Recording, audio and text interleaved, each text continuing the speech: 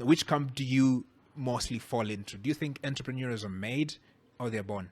Both, and I believe the answer is both. I mean that you cannot be made, or it's very hard to be made, even if you go to the best business schools, you have role models.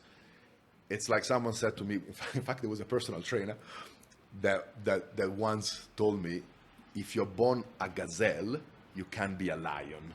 He was talking about muscle and the fact that I had already a structure that allowed me to build certain muscle. But if you are born with a very slim structure, no matter how much weight you lift, you won't be a very big guy, one of those gym bros, right?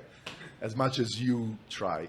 Equally so, if you're born with personality trait that go very much against what a classic entrepreneur usually looks like, and this is being very introvert, because I coach introvert people into being business people. And it's not easy, because when you are a business person, you need to sell your brand. You need to sell your idea.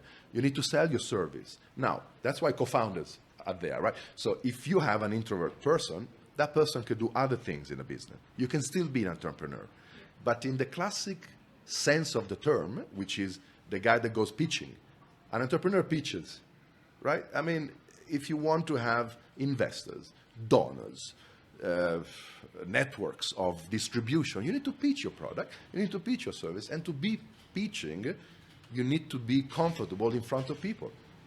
If you are shy by nature, it's tough. I've seen people crumble by pitching. It's actually very painful to watch. And if you're born like that, you need to work a lot. But once again, I was born with a speech impediment. Now I don't have it anymore. And I am pretty damn good at pitching. Yeah. I was made into pitching. I wasn't born with it, but I was born being an extrovert. I was born being communicative. I was born being proactive. And then I had parents that were.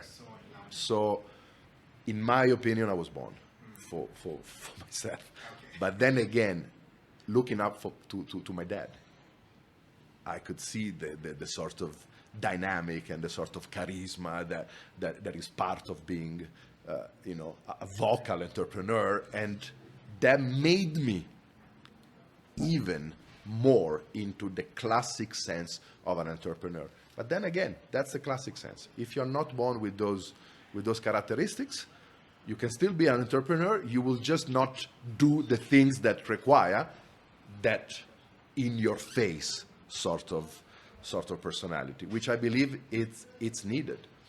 Americans, for instance, their culture, it's very in your face, right? Yeah. They are brought up with go big, go home, and just the American dream. You just go and get it, yeah. Right? That culture, it's a plus for them, because allow them to come up with that sort of, exactly.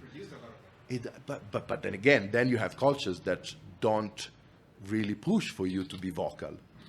They don't really push women to be entrepreneurial because of cultural values that are quite obsolete by now, right? Look at Kenya and look at the amount of women that get into business now. It's fantastic. Absolutely fantastic. So once again, if we were not born with certain traits and characteristics, and our culture did not give it to us, we can still go get it.